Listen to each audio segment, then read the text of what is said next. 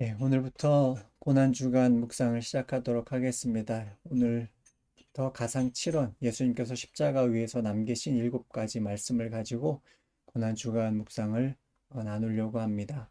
가상 7원은 예수님께서 십자가 위에서 남기신 7말씀입니다. 예수님은 십자가 위에서 감당할 수 없는 아픔과 쓰라림 속에서 우리를 위해서 이 7말씀을 남겨주셨습니다. 지옥을 넘나드는 고통 가운데서도 우리에게 아버지의 뜻과 구주로서 십자가에 달리시는 당신의 마음과 뜻을 알려주고 싶으셔서 말씀하셨습니다. 오늘부터 시작되는 이 말씀을 통해서 예수님의 십자가의 의미를 다시 한번 생각하고 또 그 예수님을 믿는 우리는 어떻게 살아야 할지를 같이 한번 생각해 보도록 하겠습니다. 가상 7원 중에 첫 번째 말씀은 저들을 사하여 주옵소서라는 말씀입니다. 누가복음 23장 34절 말씀인데요. 그때 예수께서 말씀하셨다. 아버지 저 사람들을 용서하여 주십시오. 저 사람들은 자기네가 무슨 일을 하는지 알지 못합니다. 그들은 제비를 뽑아서 예수의 옷을 나누어 가졌다. 아멘. 예수님께서 십자가 위에서 남기신 첫 번째 말씀은 하나님께 드리는 기도였습니다. 우리를 구원하기 위해 이 땅에 오셨던 예수님은 그분의 사명을 이루시기 위해서 하나님 앞에 간절하게 기도하시는 첫 말씀을 남겨주셨습니다. 이미 심한 채찍질로 온몸이 찢겨졌고 물과 피를 쏟아 말할 수 없는 극심한 고통 가운데 계셨음에도 예수님의 유일한 관심은 우리의 죄, 우리의 비참한 처지에 관한 것이었습니다. 예수님께서는 왜 십자가에 달려서 그렇게 고통을 당하셔야만 했을까요? 죄 없으신 하나님이신데 그분은 왜 십자가에 달리셔야만 했을까요? 이사야서 53장 4절 6절은 이렇게 이야기합니다. 그는 실로 우리가 받아야 할 고통을 대신 받고 우리가 겪어야 할 슬픔을 대신 겪었다. 그러나 우리는 그가 징벌을 받아서 하나님께 맞으며 고난을 받는다고 생각하였다. 그러나 그가 찔린 것은 우리의 허물 때문이고 그가 상처를 받은 것은 우리의 악함 때문이다. 그가 징계를 받음으로써 우리가 평화를 누리고 그가 매를 맞음으로써 우리의 병이 나았다. 우리는 모두 양처럼 길을 잃고 각기 제 갈 길로 흩어졌으나 주님께서는 우리 모두의 죄악을 그에게 지우셨다. 아멘. 예수님께서 십자가를 지신 십자가에서 고난 당하셔야 했던 이유는 우리 때문이었습니다. 우리가 하나님을 떠난 우리가 당해야 할 모든 그 죄에 대한 형벌을 예수님이 십자가에서 대신 당하신 것입니다. 예수님은 십자가 위에서 우리가 당해야 할 모든 죄의 값을 다 당하시고 다 갚아주시고 우리에게 죄 사함이라는 선물을 주시겠다고 약속하셨습니다.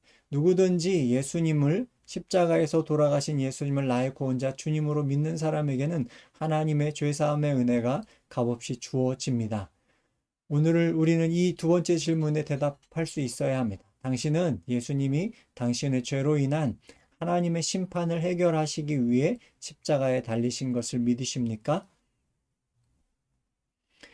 죄인인 우리가 하나님의 진노를 피할 수 있는 유일한 길은 예수 그리스도의 십자가, 그 죽음을 믿는 것밖에 없습니다.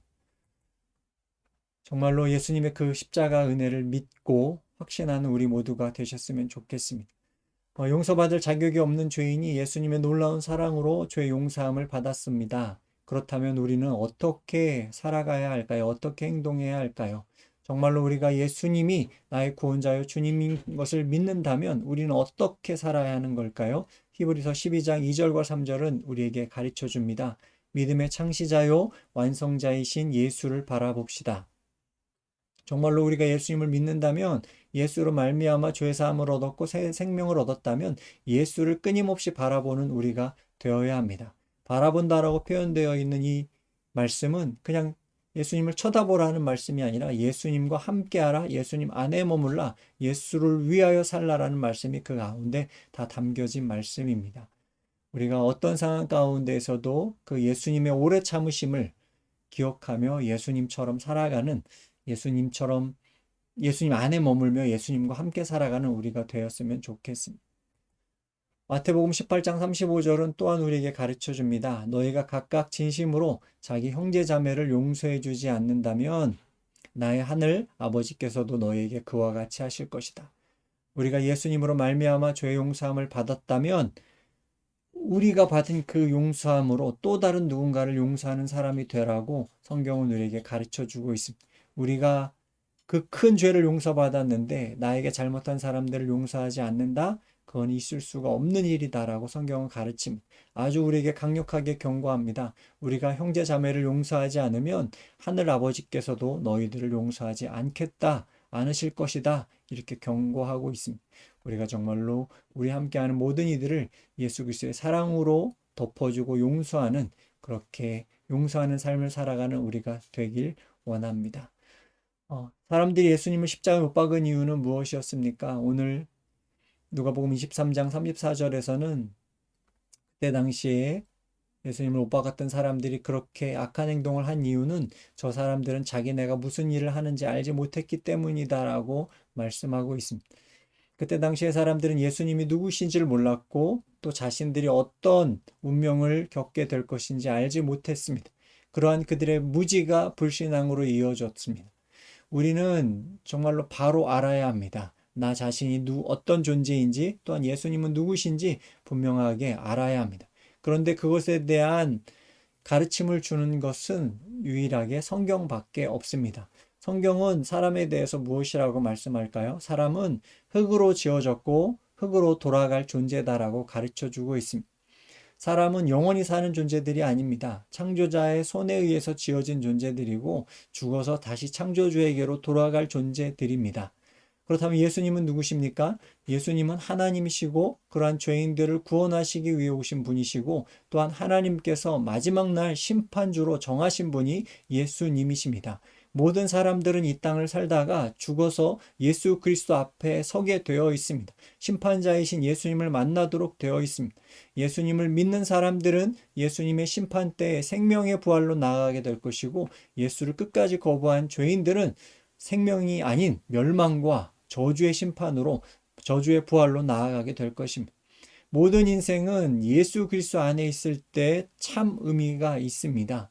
우리가 정말로 내가 누구인지, 예수가 누구이신지 알고 인생의 가장 귀한 것을 선택할 수 있는 우리 모두가 되셨으면 좋겠습니다. 우리는 특별한 십자가 사랑으로 구원함을 받은 사람들입니다. 생명과 빛 가운데 살아가는 사람들입니다.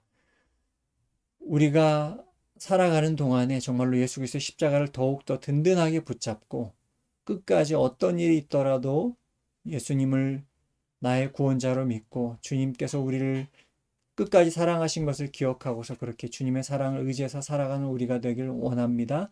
더불어서 우리와 함께하고 있는 사람들, 그 예수 그리스도의 사랑으로 우리 또한 끝까지 사랑할 수 있는 예수의 제자, 예수 안에 머무는 그런 귀한 삶을 사는 우리 모두가 되셨으면 좋겠습니다.